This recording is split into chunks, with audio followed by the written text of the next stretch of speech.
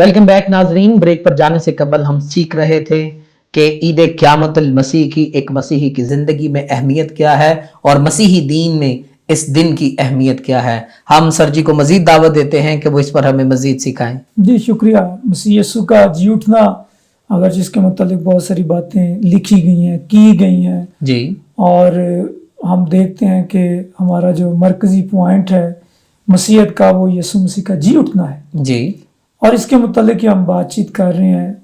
और बागेदन से हम देखते हैं कि ये सिलसिला शुरू होता है और यूहन्ना की इंजील के मुताबिक एक बाग में ये सिलसिला जो है वो आगे बढ़ जाता है। जी, और यीशु मसीह का जी उठना असल में जब आप देखें तो फूलों की ईद जो थी वो मनाई जाती थी जी, और फूलों की ईद जो थी उसमें जो था वो काहिन फूले हिलाता था और ईद पैंतीकोस से पहले, और फिर उस दिन से वो हिसाब करना शुरू करते थे और जब 50वां दिन आता था ईद पैंतीकोस जो थी वो मनाई जाती थी। यीशु मसीह जो हैं वो हमारा ईमान है और बाइबल मुकद्दस हमें तालीम देती है कि वो मुर्दों में से जी उठने वालों में से पहले उठा है। बिलाशुबा। और उसके पहले उठे होने का सबूत आप देखें कि जब काहिन अर्ली मॉर्निंग में जो है वो फूले हिलाता था, लेकिन उससे पहले यीशु मसीह मुर्दों में से जी उठे और इसलिए उसे जो है वो पहला उठा कहा जाता है, मुर्दों में से जी उठने वालों में से पहला उठा। और यहाँ पर यूहन्ना जब आसमानी रोया को देखता है तो उस वक़्त वो इस बात को भी देखता है कि यीशु मसीह जो है वो जिंदा है। जी, और आज तक हम इस बात को देखते हैं और मानते हैं और ईमान रखते हैं कि वो जिंदा है। और फिर अगली बात ये लिखी हुई है कि उसने कहा आलमे अरवा की कुंजियां मेरे पास हैं। वाह। ये सबसे बड़ी बात यह है, ये सबसे बड़ा दावा है कि जो जिंदगी और मौत पर इख्तियार रखता है वो आलमे अरवा पर भी इख्तियार रखता है। जबरदस्त। और आलमे अरवा पर इख्तियार है कि जब वो जिंदा हुआ तो ईमानदारों को अपने साथ आसमान पर ले गया। वो सिर्फ यहाँ तक महदूद नहीं है कि सिर्फ जिंदगी और मौत है उसके पास, वो ये कहता है कि मैं क़यामत और जिंदगी हूँ, नहीं, बल्कि वो उससे आगे भी है। हमारा जो ईमान है वो उसके जिंदा होने पर तो है, लेकिन उससे अगली बातों पर भी है जी, जो उसके हक में है और जो उसने कहीं और जो हमें दिखाता है वो बातें भी जिन्हें हमने अभी तक देखा भी नहीं, जो अभी वाक़ई होनी है। जी वाकई होनी है, उन पर भी हम ईमान रखते हैं।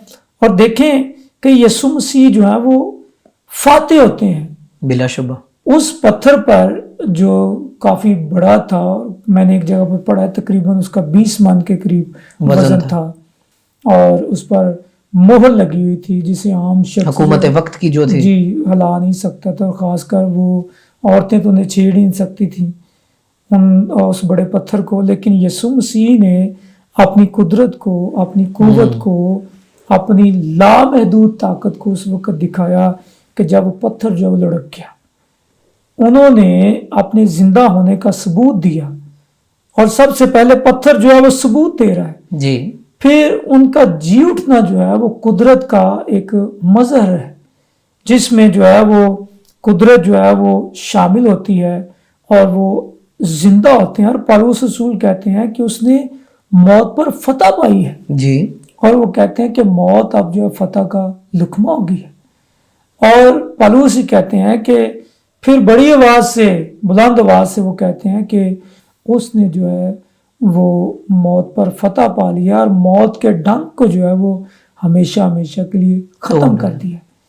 आज अगरचे मौत आती है, लेकिन जब हम मसीह पर ईमान रखते हैं तो हमारा ईमान है कि जैसे मसीह यीशु मुर्दों में से जी उठा है, और बाइबल मुकद्दस कहती है कि जब वो आएगा तो हमें भी मुर्दों में से वो जिंदा करेगा, जबरदस्त। क्योंकि वो खुद मुर्दों में से जिंदा है। अगर उसकी जिंदगी में ये सबूत ना होता तो शायद हम नाउमीद होते, लेकिन उसने खुद जिंदा होकर हमें सबूत दिया है और वो सबूत जो है वो आज हमारे ईमान की ख़ास अहमियत में शामिल है। اور سب سے بڑی بات یہ ہے کہ روم میں جب ہم دیکھیں تو انہوں نے جہاں پر رومی سپاہی تیار ہوتے تھے وہاں پر ڈائننگ ٹیبل کے سامنے ایک تصویر لگائی ہوئی تھی جس پر جو نامناسب ایک تصویر تھی اور کہتے تھے کہ یہ یسوع مسیح ہے. لیکن صلیب کا پیغام تو ہلاک ہونے والوں کے لیے جو ہے وہ بے وقوفی ہے، لیکن نجات پانے والوں کے لیے جو ہے لیکن ہم نجات پانے والوں کے لیے خدا کی قدرت ہے. اور اسی پیغام کے وسیلہ سے، اسی مصلوبیت کے وسیلہ سے ہمارا کفارہ ہوا اور اس کے زندہ ہونے کے وسیلہ سے آج ہمیں امید ہے اور کامل امید ہے. اور کامل امید ایسی ہے کہ جو ہمیں غلبہ دیتی ہے، جو ہمیں فتح دیتی ہے، جو ہمیں خدا میں سرگرم رہنے کے لیے آگے تیار کرتی ہے. اور یہ کامل امید جو ہے وہ آج اس بات کی علامت ہے کہ واقعی ہی کلیسیا جو ہے وہ یسوع مسیح کے زندہ ہونے کے وسیلہ سے قائم ہے. اور کلیسیا جو ہے وہ ہر وقت اس بات پر پر امید ہے اور وہ کامل و قوی امید رکھتے ہیں کہ یسوع مسیح ہمارے درمیان ہے جی زندہ ہونے کے وسیلہ سے. اور پھر یہی زندہ ہونے کے وسیلہ سے آج تک خدمت کا کام جاری ہے.